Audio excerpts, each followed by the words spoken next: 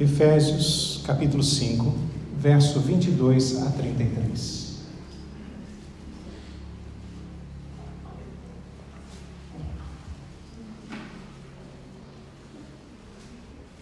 Diz assim então a palavra de Deus, meus irmãos: as mulheres sejam submissas ao seu próprio marido, como ao Senhor.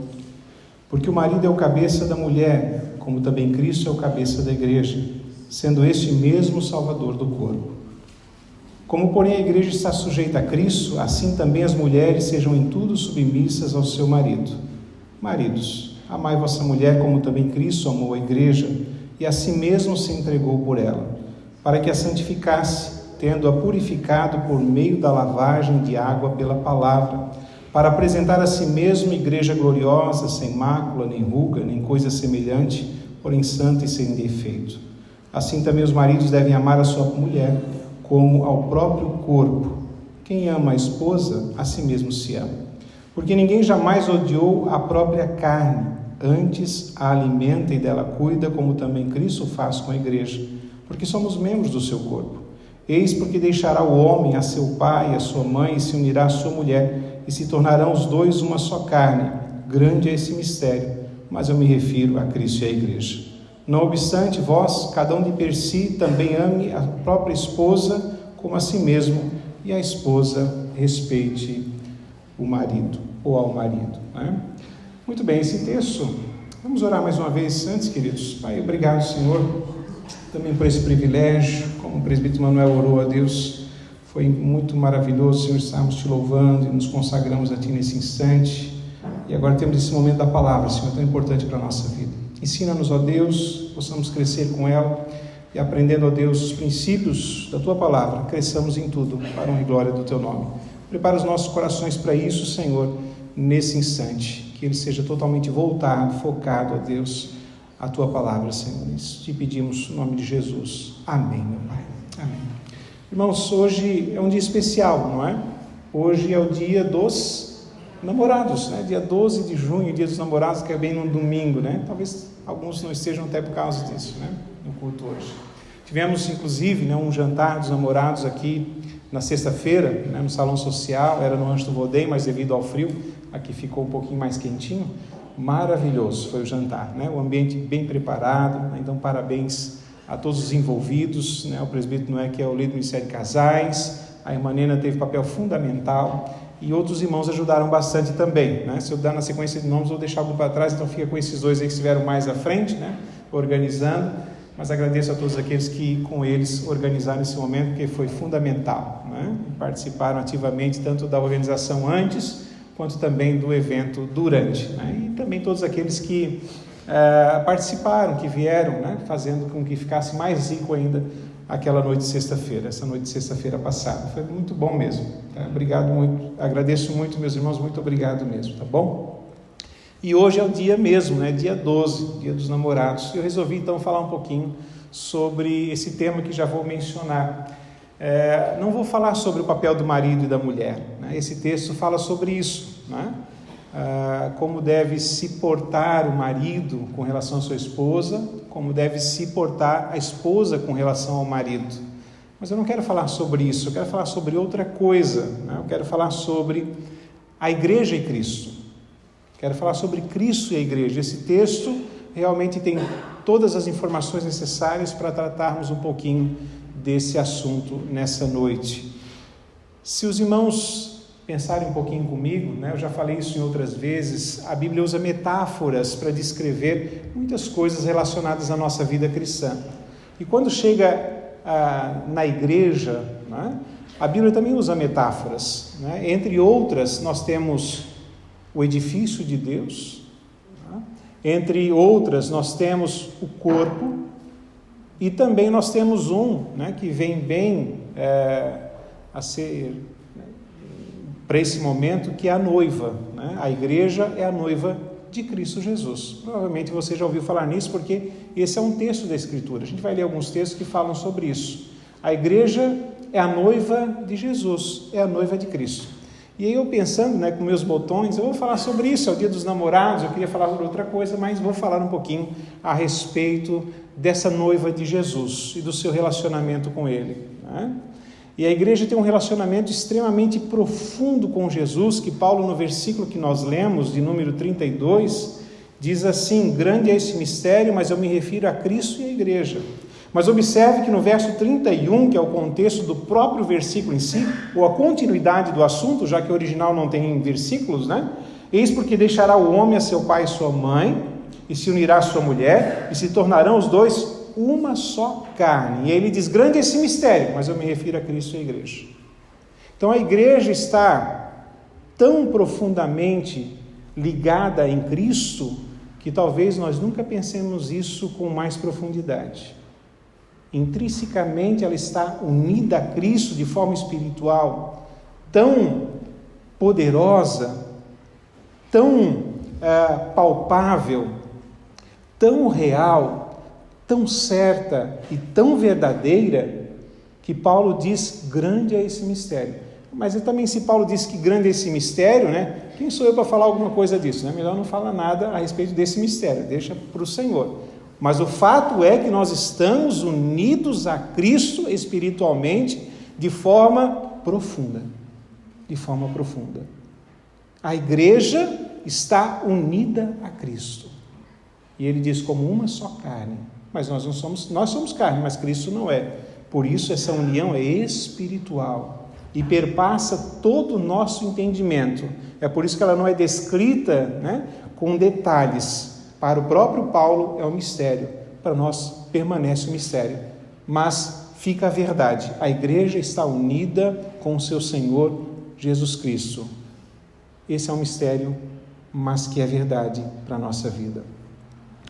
Quando nós pensamos em noiva, eu queria ainda ler com você outro texto. Nós vamos voltar para esse texto, então portanto marque ele aí, mas eu quero fazer a leitura, porque essa questão da noiva de Cristo, ela não vem apenas do Novo Testamento.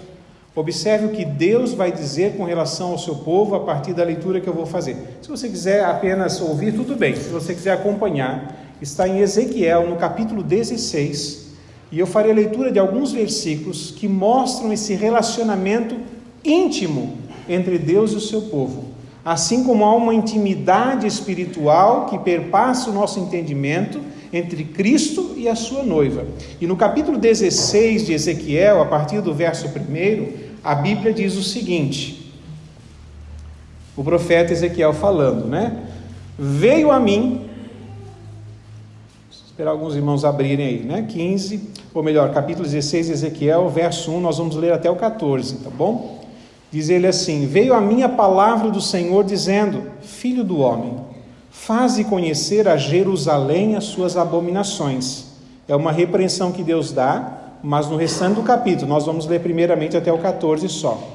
E diz o verso 3, assim diz o Senhor Deus a Jerusalém: a tua origem e o teu nascimento procedem da terra dos cananeus. Teu pai era amorreu e tua mãe heteia.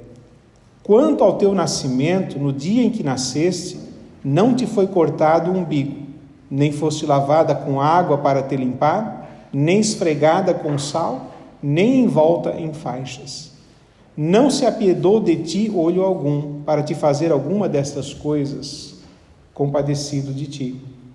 Antes, fostes lançada em pleno campo no dia em que nasceste, porque tiveram nojo de ti. Passando eu por junto de ti, vir-te a revolver-te no teu sangue, te disse: ainda que estás no teu sangue, vive, sim. Ainda que estás no teu sangue, vive. Eu te fiz multiplicar como o renovo do campo. Cresceste e te engrandeceste, e chegaste a grande formosura. Formaram-se os teus seios, e te cresceram cabelos. No entanto, estavas nua e descoberta. Passando eu por junto de ti, vi-te, e eis que o teu tempo era tempo de amores. Estendi sobre ti as abas do meu manto e cobri a tua nudez. Dei-te juramento e entrei em aliança contigo, diz o Senhor Deus, e passaste a ser minha. Então te lavei com água e te enxuguei do teu sangue e te ungi com óleo. Também te vesti de roupas bordadas e te calcei com couro da melhor qualidade e te cingi de linho fino e te cobri de seda. Também te adornei com enfeites e te pus braceletes nas mãos e colar a roda no teu pescoço. Coloquei-te um pendente no nariz, arrecadas nas orelhas e linda coroa na cabeça. Assim foste ornada de ouro e prata, o teu vestido era de linho fino, de seda e de bordados. Nutriste-te de flor de farinha, de mel e azeite. Eras formosa em extremo e chegastes a ser rainha.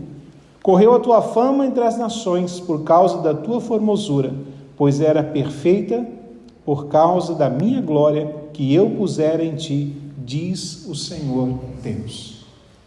Observe que toda a linguagem utilizada pelo profeta, amando do Senhor, tem uma característica, claro, de alguém que foi acolhida, e nesse caso, desde o nascimento, né, pelo próprio Deus. É uma comparação, é uma metáfora, sim, né, com relação, apesar da menção de Jerusalém, é uma referência a todo o povo de Israel. E todas as características desse relacionamento que vão se desenvolvendo a partir da maneira como Deus fala através do profeta para o seu povo, realmente tem relação, né, com a cultura de Israel, de quando alguém vai ter um relacionamento com uma mulher. Todas as características, quando ele encobre ela com um manto, né, quando ele tira a sua nudez, quando ele lhe presenteia, né, quando ela realmente está adornada com vestes, com joias, elas então estavam sendo preparadas para a noite de núpcias, né? Elas estavam sendo preparadas para as bodas, né? E todo o texto, não só aqui de Ezequiel, já falei isso em algumas vezes para a igreja poder entender quando lê, principalmente os profetas, né? Porque tem muita linguagem metafórica, né? Tem muitos símbolos, tem muitas coisas assim, então precisa se compreender para poder perceber o que o profeta realmente está dizendo. E há muita conotação de um relacionamento de Deus com o seu povo dentro dessa condição íntima de um homem e de uma mulher, né? Há sempre realmente essa condição. Vocês podem observar isso em vários textos, inclusive os profetas, eles vieram para mencionar realmente as dificuldades de relacionamento que o povo tinha com Deus. Então, por isso os profetas repreendem constantemente, né, o povo de Deus, usando essa linguagem de romance, essa linguagem de relacionamento, essa linguagem de uma intimidade mais profunda. Pode observar isso, né? A Bíblia usa isso com muita tranquilidade, né? Isso é bem cultural e bem tranquilo. Os profetas carregam bastante esses termos, né? E você pode observar isso. Então, desde o começo, quando a gente pensa, quando Deus fez uma aliança com Israel, ele vem tratando, né? E nas Escrituras aparece esse ritmo, né, de relacionamento íntimo. E quando chega no Novo Testamento, também a Escritura não deixa por menos. Há sempre menções, né, ou algumas menções pelo menos, já que o Novo Testamento percorre um caminho diferente, mas ainda deixa claro que a igreja é a noiva de Cristo. É por isso que quando Paulo escreve, embora ele fale a maridos e mulheres, esposas, ali no capítulo 5 de Efésios que nós lemos, há sempre uma comparação com Cristo e a igreja. Há sempre uma comparação com Cristo e a igreja, que é o que eu quero explorar um pouquinho com você a respeito disso. Antes, deixa só a Fabíola botar uma imagem. Eu achei legal, apenas uma curiosidade, né? Quando o texto fala ali no verso 12 que colocou um pendente no nariz, no verso anterior braceletes, né? E também arrecadas nas orelhas e linda coroa na cabeça, essas são joias, né, que provém dessa palavra arrecadas, que são brincos, na verdade. Foram colocados brincos nas orelhas, né? Aqui é metafórico, Deus está falando do povo, né? Então não foi colocado porque aqui não é uma mulher em si, né? Uma personificação que a Escritura dá para entender esse relacionamento de Deus com o seu povo. E essas arrecadas eram feitas de filigrana, né? Que são justamente fios, né, feitos de materiais preciosos como ouro ou prata, e eles então eram intercalados por pedras preciosas e formavam joias assim. Por que eu trouxe essa curiosidade? Para, de repente, aproveitar a própria mensagem, que podia até ser outra, né? Quebrar paradigmas, né, pela igreja de que a mulher não pode usar absolutamente nada, né? Como alguns afirmam, né? Porque é vaidade, e a mulher não pode ter nada na sua vida que a enfeite. Pelo contrário, a Escritura fala constantemente dos presentes que as mulheres ganhavam para enfeites, né? Veja que no verso 11 tem isso, braceletes nas mãos. Aqui fala dos brincos nas orelhas, que se chamam arrecadas aqui na Escritura, né? Coroa na cabeça, pendente no nariz. Isso eu não posso falar, eu não sabia que os maiorzinhos iam ficar hoje. Tinha muita coisa para falar, mas agora não sei o que eu vou fazer, né? Mas aí, pendente no nariz, brinco e bracelete, tinha tudo. As mulheres se enfeitavam mesmo, né?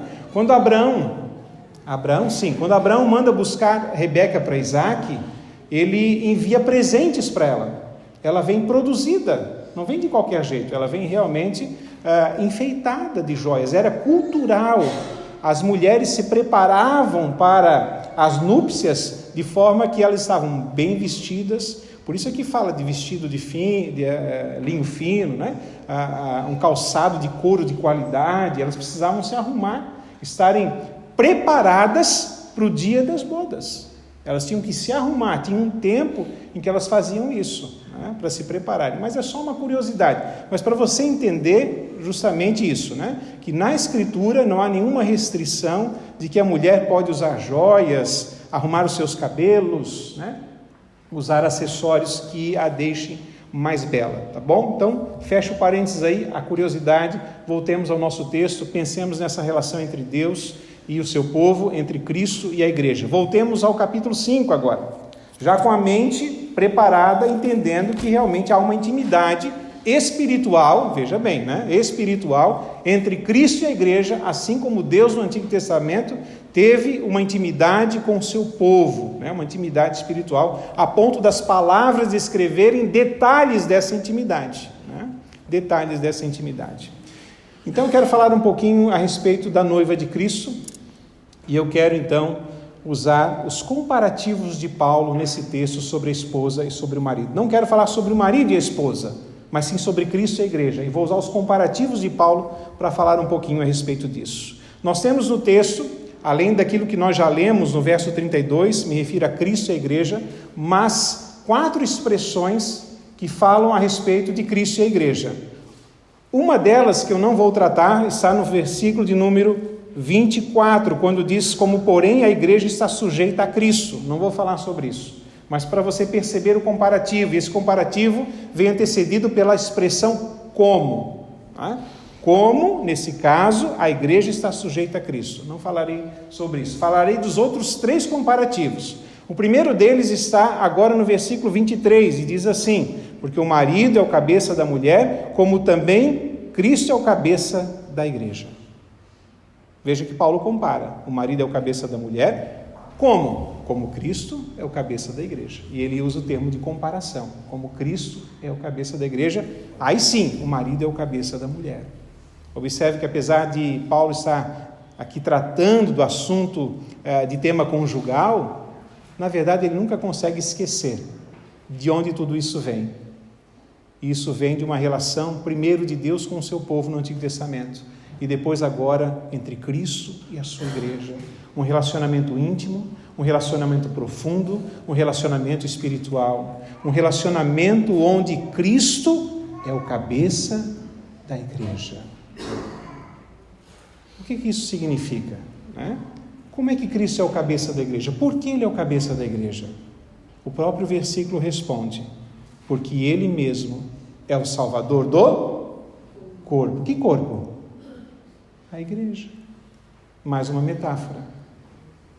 Cristo é o Salvador da igreja. Cristo é quem remiu a igreja. Cristo é aquele que é o noivo, e o noivo habilitado. A igreja não pode ter, assim como Israel não podia ter nenhum outro Deus além do Senhor, que era o seu noivo. A igreja não pode ter sobre si absolutamente nada ou ninguém a não ser o noivo habilitado. E só Cristo é o noivo habilitado, porque ele é o único capaz de salvar o corpo, de salvar a igreja. Ele é o único capaz de salvar a nossa vida E por isso ele está acima de todas as coisas e ele é o cabeça da igreja. Se você não quiser abrir, não precisa, né? Eu acabei cortando o texto aqui, nem sei onde é que está mais, mas foi João Batista, provavelmente no Evangelho de João, e ele diz assim: vós mesmos sois testemunhas de que vos disse. O que João disse, Batista? Eu não sou o Cristo, disse ele, mas fui enviado como seu precursor. O que tem a noiva é o noivo. O amigo do noivo que está presente e o ouve, muito se regozija por causa da voz do noivo, pois essa alegria já se cumpriu em mim. É o texto quando ele diz: convém que ele cresça e que eu diminua. O que João Batista está dizendo aqui? Que Jesus é o noivo e que a igreja é a noiva, e que o João Batista não é o noivo. Ele diz: eu sou apenas amigo do noivo. Dentro de uma cultura judaica, o noivo tinha um amigo que era responsável pelos preparativos do casamento, das bodas. E João diz: olha, eu não sou o noivo, ele é o noivo. Por isso ele é realmente aquele que pode salvar a igreja. E por causa disso, ele é aquele que é o cabeça da igreja, aquele que dirige a igreja. O Senhor é o único que pode salvar o corpo, o Senhor é o único que pode ter autoridade sobre o corpo, sobre a igreja. É por isso que ele tem um relacionamento íntimo com a igreja com ele, porque ele é Senhor da igreja. E todo aquele que quiser ser Senhor da igreja, comete pecado e falha. Como um amigo que suborna o noivo, ou melhor, que trai o noivo. Nada, absolutamente nada nessa terra, nenhuma instituição, nenhum líder, absolutamente nada pode estar no lugar do noivo. A igreja pertence a Cristo. A igreja é dele. Ninguém com intenção de poder, ninguém com ganância financeira, absolutamente ninguém pode estar no lugar de Cristo Jesus. E há alguns que assim se fazem. Diz a cultura judaica que tinha 4 passos o casamento naquele momento. Um deles era o desposório, né? Palavra esquisita, mas que significa para nós o noivado. Quando havia um compromisso entre o noivo e a noiva. Às vezes o compromisso, principalmente nessa época, era feito pelos pais, e não pelos próprios noivos. Mas quando se firmava o compromisso entre um e outro, quando se confirmava a aliança entre um e outro, ali então haveria um compromisso para o próprio casamento depois e, claro, para o restante da vida. Deus fez uma aliança com o seu povo. Desde a eternidade, desde os momentos primórdios, desde quando ele vai dando os seus mandamentos e vai instruindo o seu povo, depois a igreja. E quando Deus faz isso, ele desposa a igreja. E em Cristo ela se torna noiva para ter o seu noivo sobre si, né? Para ter o seu noivo com ela constantemente, para que ele seja o cabeça, o dirigente, aquele que governa e dirige a sua noiva ou a igreja. É por isso que, antes de casarem-se José e Maria, diz o texto lá em Mateus que ela foi desposada por José. E quando diz o texto que ela foi desposada por José, eles assumiram ali um compromisso, um noivado. E agora eles tinham um compromisso um com o outro e não com mais ninguém. E aí de repente Maria aparece grávida. E aí acontece então algo que realmente foge dessa aliança, foge desse combinado, foge desse propósito firmado. José, como era uma pessoa de bem, ele decide deixar Maria secretamente, porque ela jamais poderia ter ficado grávida. Ele não poderia ainda tocá-la, era um tempo de preparação. E como é que essa mulher aparece grávida, bem no meio, entre o noivado e depois as bodas? E Cristo, ou o próprio Deus, primeiro Deus com o seu povo, pensando em Israel, e depois Cristo com a igreja, firmou uma aliança conosco. Cristo firmou uma aliança com a igreja é desposada de Cristo, a igreja é noiva de Cristo, e a própria igreja, todas as vezes que não permite que Cristo seja o seu cabeça, que Cristo lhe dirija, ou quando ela procura qualquer outra ação, atividade ou prazeres fora do seu noivo, ela falha nesse relacionamento, ela falha nessa aliança, ela falha nesse compromisso. A própria igreja tem que pensar que ao longo do tempo, ao longo da sua vida, e quando eu falo a igreja como um todo, nós estamos inseridos como membros desse corpo ou dessa igreja, né?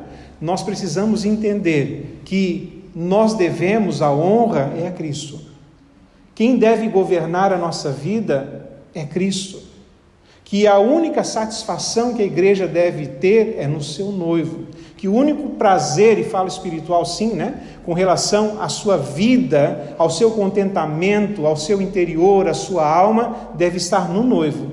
Todas as vezes que a igreja tira os olhos do noivo, que ela procura prazer em qualquer coisa outra da vida, ela falha com relação a esse compromisso com o seu noivo. Porque ele é o cabeça da igreja, ele é o único que pode salvá-la, assim como Deus salvou Israel, quando disse que aquela criança, usando, né, a metáfora, a personificação, aquela criança foi abandonada nos campos, ensanguentada, com o umbigo ainda não cortado, e abandonada ali porque diz o texto que ninguém, absolutamente ninguém se compadeceu dela, foi abandonada pelos seus pais, e Deus a viu e a amou, e ali então a resgatou, ainda ensanguentada nos seus braços, para cuidar dela até que ela crescesse. E não só cuidou até que ela crescesse, mas firmou uma aliança com ela para sempre. E essa é a aliança de Cristo com a igreja. E portanto a igreja precisa entender, o povo de Deus precisa entender que o compromisso dela é com fidelidade a essa aliança. É um compromisso fiel àquilo que Cristo fez. É um compromisso fiel a essa autoridade de Cristo sobre a sua vida. A igreja tem um compromisso, é com Cristo. Os compromissos não são com a política. Os compromissos não são com algo institucional, com a fé institucional. Os compromissos não são referentes às coisas dessa vida. Os compromissos não são com este século, nem com homem algum. Os compromissos da igreja são com o seu cabeça, Cristo, o Salvador do corpo. É com ele que nós devemos nos preocupar. É com o noivo. Porque eu não acabei a mensagem ainda, mas é o noivo que voltará para buscar a sua igreja para as bodas. Apenas estamos, usando a linguagem, desposados, ou seja, noivos de Cristo. A igreja é a sua noiva e ela deve aguardar o dia em que Cristo realmente voltar, para que as bodas se cumpram finalmente e espiritualmente, eu digo, né, usando os termos, sejamos de Cristo para todos sempre, vamos dizer assim, casados com Cristo, intimamente ligados, unidos fervorosamente e na eternidade com aquele que salvou o corpo, que salvou a minha e que salvou a sua vida. O primeiro passo, sim, foi o desposório, o primeiro passo desse momento de casamento, de noivado, né, que nós temos com Cristo. Ele é o cabeça da igreja. Você deve satisfações a Cristo. Quando o noivo vier, as satisfações da sua vida serão única e exclusivamente a Ele. Portanto, tenha Ele por cabeça da sua vida, o que governa a sua existência, o que tem autoridade sobre os seus pensamentos, sobre as suas decisões, sobre as suas práticas de vida. Segundo lugar, em comparativo, né? Observe o verso 25, marido, amai vossa mulher, como também Cristo amou a igreja. Se antes era como Cristo é o cabeça da igreja, agora é como Ele também amou a igreja, né? Como Cristo amou a igreja. Como é que Cristo amou a igreja? O próprio versículo responde. O que Ele fez? Ele se entregou por ela. Cristo se entregou pela igreja. A Bíblia diz que essa entrega foi uma entrega grandiosa. Ele pagou um alto preço para com a sua noiva. Se Deus no Antigo Testamento, com toda aquela produção que aquela mulher recebeu, né, no caso Israel, ou Jerusalém, para ser adornada, todos os gastos com joias, com linho fino, né? Com calçados, todos os gastos de sustento, lembre-se lá que dizia farinha, mel, né? Coisas que sustentavam, que alimentavam ao longo do período. Cristo fez um alto sacrifício para provar o seu amor pela igreja. Dá vontade de dizer que os maridos façam assim, né? Mas é que o texto está dizendo. Mas não, tem que ficar aqui, né?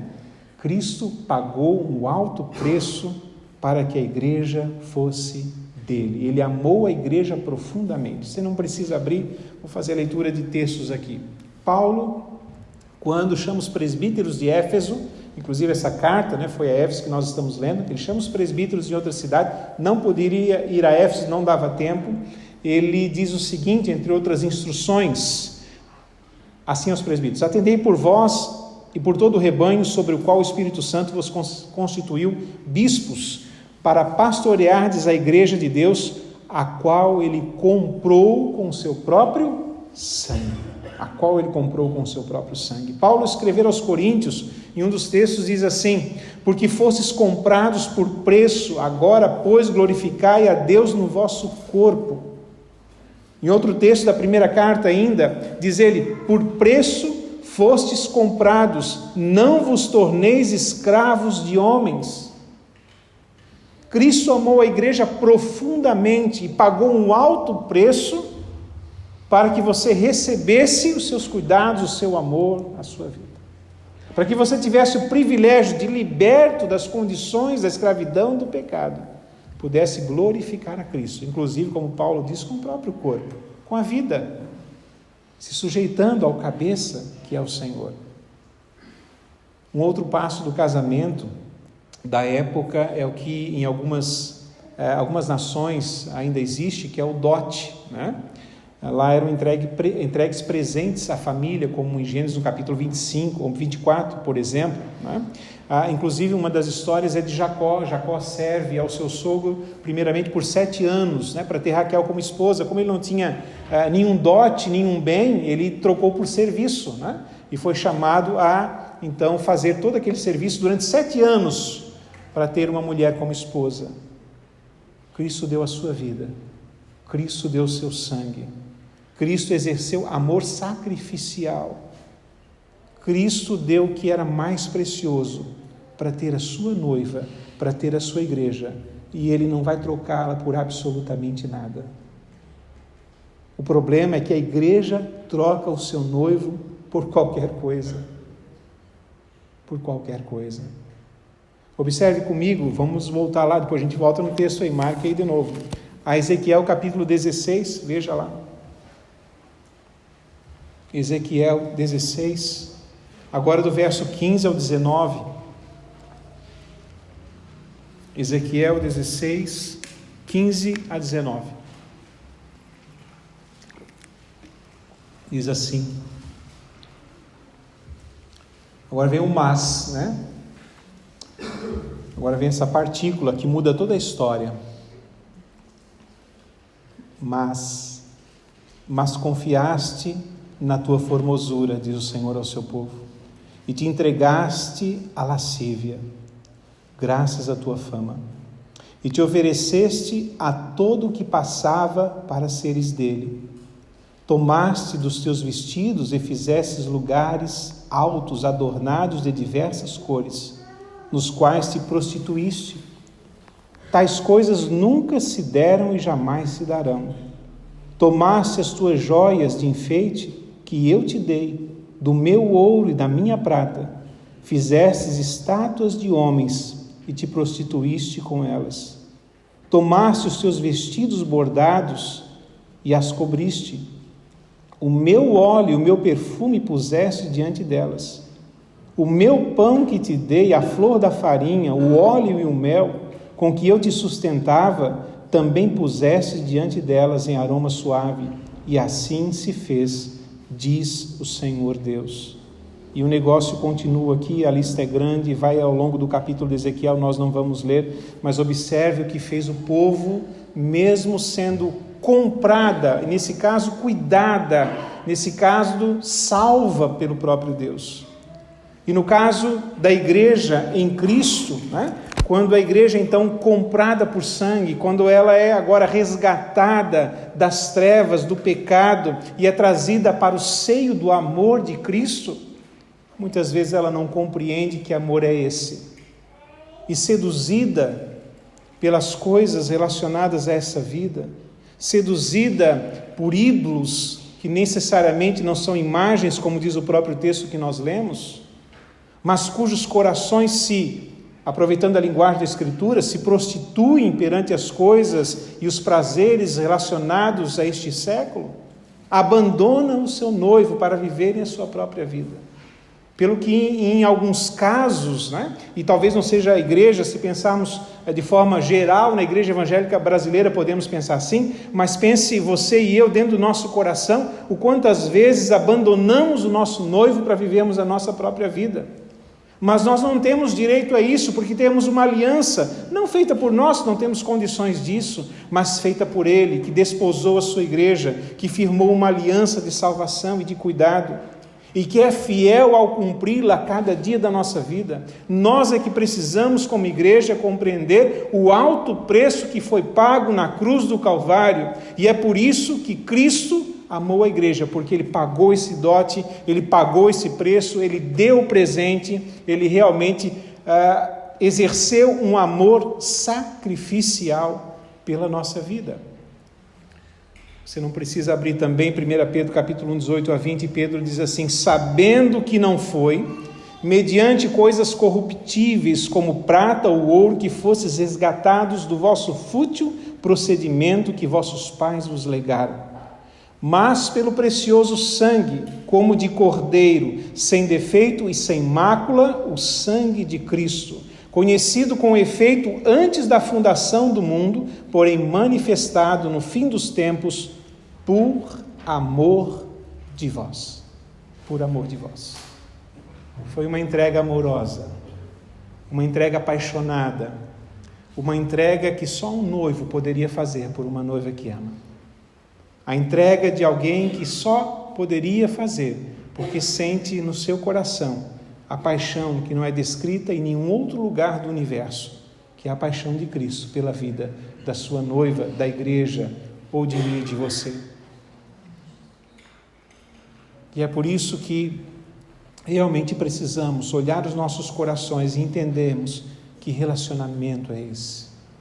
Porque as núpcias ainda não chegaram. Estamos apenas noivos. O dia chegará em que o noivo se apresentar. E lhe pergunto que noiva ele quer ver. Uma noiva com as vestes rasgadas? Uma noiva sem adorno? Sem pedras preciosas? Uma noiva de cabelo desarrumado? Uma noiva com o rosto sujo? Uma noiva descalça? Não é isso que com certeza o noivo vai querer ver. Com certeza ele vai querer ver uma noiva adornada para o dia das bodas. Uma noiva zelosa, uma noiva que se cuida, uma noiva que se preza, uma noiva que está embelezada para o dia ou para o grande dia das bodas do Cordeiro. O texto diz, lá no verso 14 que nós lemos de Ezequiel, capítulo 16, que a beleza da noiva, inclusive, não vem dela própria. A beleza da noiva vem da glória do Senhor sobre ela. Nós não temos beleza em nós mesmos, mas aprove a Deus nos embelezarmos com a sua graça. Nos embelezarmos, com a sua graça, com o seu amor, com a sua misericórdia, com a sua bondade. E Ele quer encontrar uma igreja que reconhece isso e que também o ama profundamente e quer retribuir ao seu noivo o grande amor que Ele lhe deu. E diante dessas condições não há desculpas nenhuma para cada um de nós não estarmos preparados para esse grande dia, mas sim levarmos em consideração aquilo que Jesus Cristo fez pela nossa vida, derramando ela na cruz do Calvário. Terceiro lugar, no verso 29, por comparação, Paulo diz ainda também: porque ninguém jamais odiou a própria carne, antes a alimenta e dela cuida, como também Cristo fez a igreja. E o que é que Cristo fez à igreja? O versículo responde: Ele cuida e alimenta a igreja. Cristo não é só o cabeça da igreja. Cristo não só derramou a sua vida pela igreja, Cristo cuida dela constantemente e alimenta ela até o dia das núpcias. A igreja é mantida por ele. Para Pedro, quando Jesus o responde, quando há um diálogo e Pedro diz que ele é o Cristo, lá no final da conversa, Jesus disse ao apóstolo Pedro: edificarei a minha igreja e as portas do inferno não prevalecerão contra ela. Só existe noiva, só existe igreja, e ela só perpassa o tempo e os séculos porque Deus cuida dela. Cristo alimenta, Cristo cuida da sua noiva, Cristo dá a ela tudo o que é necessário. Por isso, lá no texto do Antigo Testamento que lemos, fala do mel, da flor de farinha, do óleo, das coisas necessárias à vida, à subsistência. Também a igreja é cuidada pelo Senhor, Ele dá tudo o que ela necessita para ela continuar cuidada, para ela continuar preparada para o dia das bodas do Cordeiro. O apóstolo Pedro, ele também escreveu, embora a fala anterior foi de Jesus a ele escreveu no capítulo 5 da sua carta o seguinte: humilhai-vos, portanto, sobre a poderosa mão de Deus, para que Ele, em seu tempo, ou para que Ele, em tempo oportuno, vos exalte, lançando sobre Ele toda a vossa ansiedade, porque Ele tem cuidado de vós. O Senhor tem cuidado da sua igreja, o Senhor tem cuidado da minha vida, da sua vida. A igreja precisa reconhecer isso. Passaram os séculos, passaram as gerações, a igreja continua de pé. Passaram as lutas da nossa vida, as dificuldades que enfrentamos, passam-se coisas terríveis. O Senhor nos sustenta a cada dia. O Senhor levanta o nosso ânimo, o Senhor fortalece a nossa fé, o Senhor cuida da nossa alma. O Senhor cuida de quem amamos. O Senhor ama a sua igreja profundamente e cuida dela com todas as suas forças. Um dos cuidados mais preciosos, demonstrados pela Escritura, é quando o próprio Davi escreve o Salmo 23, e ele diz assim: o Senhor é o meu pastor, nada me faltará. Ou como eu até vi outro dia que alguém me mostrou, a tradução correta, de nada sentirei falta. Essa é a tradução correta. Ele me faz repousar em pastos verdejantes, leva-me para junto das águas de descanso, refrigera minha alma, guia-me pelas veredas da justiça, por amor do seu nome. Ainda que eu ande pelo vale da sombra da morte, não temerei mal algum, porque tu estás comigo, o teu bordão e o teu cajado me consolam. Preparas-me uma mesa na presença dos meus adversários, unges-me a cabeça com óleo, o meu cálice transborda. Bondade e misericórdia certamente me seguirão todos os dias da minha vida, e habitarei na casa do Senhor para todo o sempre. Por causa de nós? Não, por causa do cuidado do Senhor.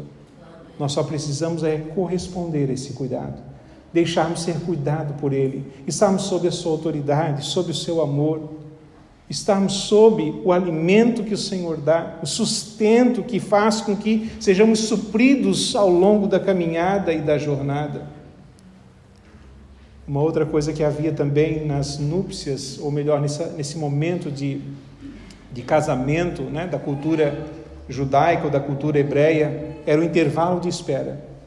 Primeiro, a moça era desposada, como Maria o foi. Depois se pagava um dote, um presente era dado geralmente à família da noiva. Em terceiro lugar, havia um tempo de espera, que é o tempo que nós temos também do noivado ao casamento, para uns mais, outros menos, mas havia um tempo de espera. Nesse tempo de espera, a igreja precisava se manter pura, limpa. Ou melhor, a noiva, mas a igreja também, eu estou aplicando. A noiva precisava se manter imaculada e pura. Do contrário, tudo teria sido ou seria rompido, E a igreja também. O tempo de espera é o tempo em que Cristo morreu na cruz por nós, e o tempo em que os céus se rasgarão e Ele voltará para nos buscar. E nesse tempo de espera, nós, a igreja do Senhor, deve se manter pura, receber os seus cuidados, o seu amor, receber os seus presentes de graça, misericórdia e salvação, receber as joias que só o Senhor pode dar espiritualmente falando a nossa vida, e manter-se preparada. Porque se tem uma coisa que nós não sabemos, e os noivos marcam, é o dia do casamento. Mas no caso, entre Cristo e a igreja, não tem essa data ainda. Cristo Jesus disse que nem ele sabia. Agora eu não sei se ele não sabia porque estava em terra e agora já sabe, ou se e ainda inclusive é Deus, né? Ou se realmente há um mistério e ele não sabe até hoje. E o pai dirá: noivo, pode buscar a sua noiva agora. Noivo, pode descer dos céus e encontrar a sua igreja. E o texto diz, que nós lemos inclusive, que Cristo morreu por ela para que ela seja uma igreja imaculada. Lá em Efésios, perfeita, sem mancha alguma, uma igreja santa, uma noiva realmente preparada para o dia do casamento. E como nós não sabemos a data desse casamento, esse intervalo de espera é tempo de preparação, de adornarmos, não o nosso exterior agora, embora possa ser feito como já disse, mas adornarmos o nosso coração daquilo que é valoroso, não daquilo que externamente se aparenta, ouro, pedras preciosas, prata ou qualquer outro material precioso, mas um coração valoroso. Um coração, como diz com relação à mulher virtuosa, né? Quando ela é mencionado sobre ela que ela excede a finas joias. Como é que Deus vai encontrar a sua igreja? Desculpe, né? Vai para a gente pensar descabelada, sem cuidado dos dentes, com roupas rasgadas, prostituída, lançada aos prazeres deste mundo e deste século, ou uma igreja que foi lavada e remida no sangue do Cordeiro, homens e mulheres que foram branquejados no sangue do Senhor, homens e mulheres cujo Senhor colocou o seu manto e tirou a nudez da vergonha, do pecado, lavou o seu sangue, lavou as suas imundícies, lavou a igreja dos seus pecados. Que igreja o Senhor encontrará? Para encerrarmos e concluirmos, só para pensarmos, né? A igreja se torna maculada quando não honra o seu noivo. A igreja se torna impura quando se entrega aos prazeres, como já disse, e não com o seu noivo. A igreja perde a sua beleza quando se afasta do noivo. A igreja precisa estar atenta a esse grande ensinamento, inclusive, como Paulo disse, sim, é um mistério, mas há uma intimidade muito grande entre o Senhor e a sua noiva. E ele vem buscar uma noiva. Diz o texto também, um povo zeloso e de boas obras, para que aconteça então o grande banquete nupcial. Uma festa que não dure 7 dias, como era no costume hebraico, mas uma festa que durará para sempre. Diz o texto, ou melhor, a cultura, que o noivo saía da sua casa e ia à casa da noiva e lá esperava encontrá-la totalmente produzida e arrumada para o casamento. Ele pega a noiva produzida e arrumada para o casamento e o leva para a sua casa. E enquanto isso há um período de festas, até que eles começam então a morarem juntos e a deitarem juntos. E nessa intimidade, a noiva passa a ser agora a esposa do marido. E quando Cristo voltar nos céus e levar a sua igreja para os céus com ele, e intimamente estivermos agora, não com mistérios, mas sem mistério algum, unidos a Cristo, viveremos com ele para toda a eternidade. Essa é a grande espera que nós temos. Essa é a grande questão que a igreja está aguardando, embora muitas vezes nós, como igreja, estamos apenas olhando as coisas dessa vida e o tempo que aqui vivemos. Nós somos chamados e resgatados por Cristo para vivermos com Ele para todo sempre. Esse é o objetivo final da história da igreja, da noiva ou da nossa vida. Para encerrar, abra comigo sua Bíblia em Apocalipse, vamos ler 2 textos e orarmos nesse instante. O pessoal do louvor, se quiser subir, já pode fazê-lo. Apocalipse capítulo 19, primeiro.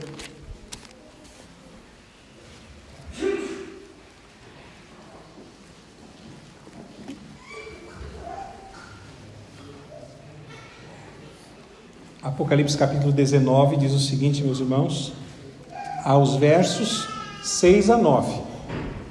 Diz assim: Então ouvi uma como voz de numerosa multidão, como de muitas águas e como de fortes trovões, dizendo: Aleluia! Pois reina o Senhor nosso Deus, o Todo-Poderoso.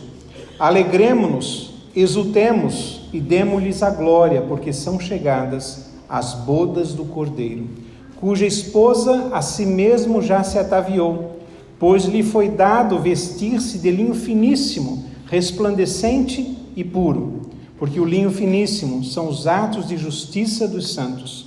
Então me falou o anjo: escreve: bem-aventurados aqueles que são chamados à ceia das bodas do Cordeiro. E acrescentou: são estas as verdadeiras palavras de Deus. Apocalipse 22, verso 17 apenas, diz assim: o Espírito e a noiva dizem: vem. Aquele que ouve, diga: vem. Aquele que tem sede, venha. E quem quiser, receba de graça a água da vida. A noiva diz: vem. A noiva verdadeira está ansiosa pela chegada do noivo. A noiva verdadeira aguarda o grande dia, quando o noivo chegar, para que possa desposá-la de uma vez por todas, e assim ambos ter o seu relacionamento espiritual íntimo para toda a vida.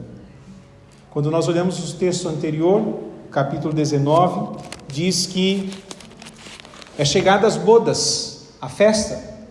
Hoje nós estamos em mais um culto de Santa Ceia, quando nós vamos participar, sim, da ordenança de Jesus, sim, do momento importante da nossa vida, sim, quando somos alimentados por Cristo Jesus, ao participarmos do pão e do cálice. Mas essas não são as bodas. É apenas um rito que se segue até o dia quando cearemos de verdade.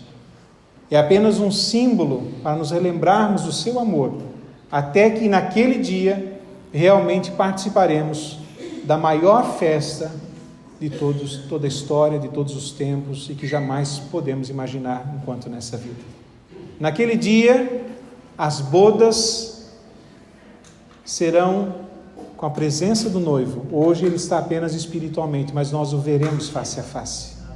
Nós estaremos diante da sua presença, veremos o resplandecer da sua glória e estaremos com ele para todo o sempre. Ele inclusive disse: olha, eu não vou beber mais na última ceia, até aquele dia em que convosco vou bebê-lo novo no reino dos céus, nas grandes bodas do Cordeiro. Aguardemos ansiosamente esse dia, meus irmãos, quando tudo se fará de forma concreta, real e maravilhosa. Enquanto isso, fazemos aqui os símbolos, nos lembrando dele e realmente consagrando a nossa vida ao nosso amigo, ao nosso noivo, aquele pelo qual nós devemos a nossa vida. Que Deus nos ajude. Vamos ficar de pé, vamos orar, em seguida cantar o hino 113 do nosso cenário. Pai querido, diante de Ti está a Tua igreja, o Teu povo. Diante de Ti, Senhor, estão os Teus servos. Diante de Ti, Senhor, estão aqueles pelos quais Cristo morreu, entregando a sua vida na cruz do Calvário. Pai querido, a igreja precisa responder a esse amor. A igreja, ó Deus, precisa, Senhor, se levantar em fé diante desse amor. Permitir que Cristo a governe completamente. Não só, Senhor, de forma geral ou no sentido corpo, mas também individualmente os seus membros precisam colocar a sua vida diante, ó Pai, do cabeça da igreja, servindo o Senhor, amando profundamente, não desviando-se, ó Deus, para caminhos, às vezes, embora prazerosos e até lícitos, ó Pai, mas que não convém àqueles, ó Deus, que receberam tão grande amor sobre as suas vidas, aqueles que são cuidados todos os dias, aqueles, ó Deus, que recebem o alimento nos seus corações, que são fortalecidos mediante a graça do Senhor e o seu poder, para que realmente a Tua igreja, Senhor, não durma, Senhor, para que a Tua igreja, Senhor, não seja encontrada, Senhor, de forma que Te desagrade, Senhor, sem beleza, Senhor, ou maculada, meu Pai, ou seguindo, Senhor, a outros, ó Deus, em vez de seguir apenas o Senhor. Pai querido, não permita que a Tua igreja, Senhor, que é Tua, comprada com o sangue de Cristo, se afaste dos teus caminhos e receba repreensões como recebeu o povo de Israel, mas pelo contrário, vendo a ela que é amada, Senhor, que é cuidada constantemente, se submeta, Senhor, ao seu noivo, ó Deus, declarando, Senhor, que ela, a noiva, é pertencente a ele e que quer servi-lo, Senhor, por todos os dias da sua vida, para que quando o noivo chegar, para que quando no momento ideal, Senhor, o noivo, Senhor, rasgar os céus e buscar a sua noiva, estejamos nós entre elas, Senhor, para as grandes bodas do Cordeiro eternamente. Assim nós oramos e colocamos a nossa vida nas tuas mãos, em nome de Jesus. Amém, meu Deus. Amém. Cantemos, meus irmãos. Louvado seja o Senhor.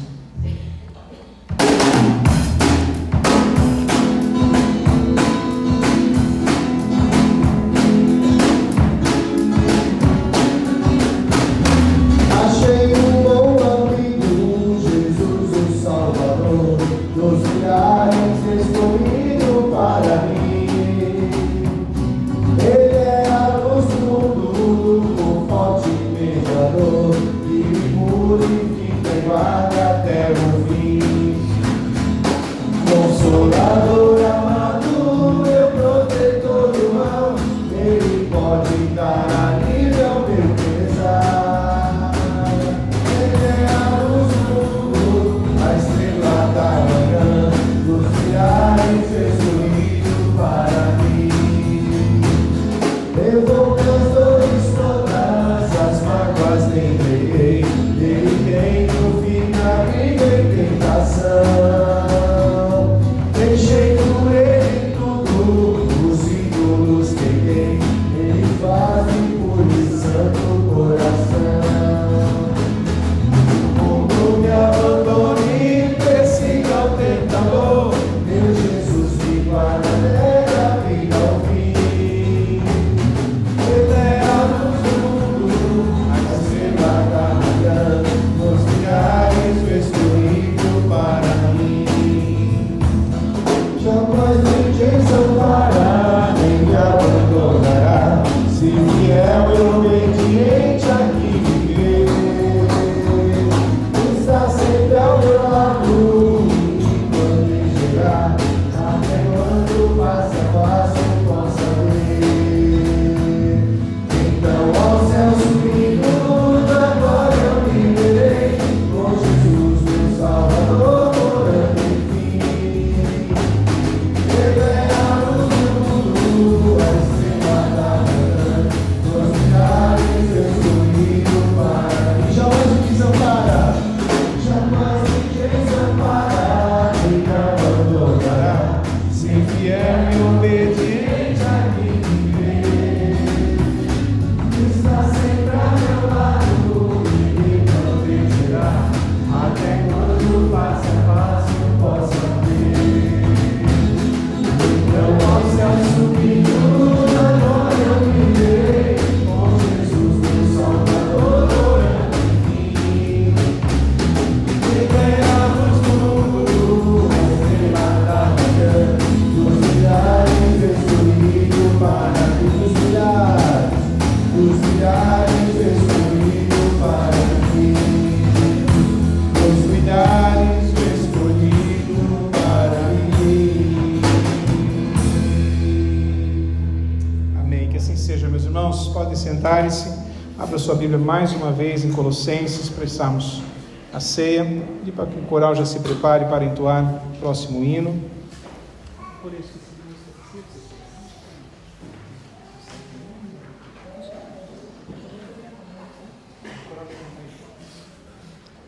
Colossenses, meus irmãos, capítulo de número 1, verso 18 a 22.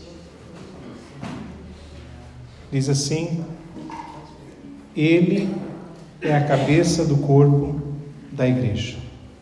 Ele é o princípio, o primogênito de entre os mortos, para em todas as coisas ter a primazia. Porque aprouve a Deus que nele residisse toda a plenitude, e que, havendo feito a paz pelo sangue da sua cruz, por meio dele reconciliasse consigo mesmo todas as coisas, quer sobre a terra, quer nos céus.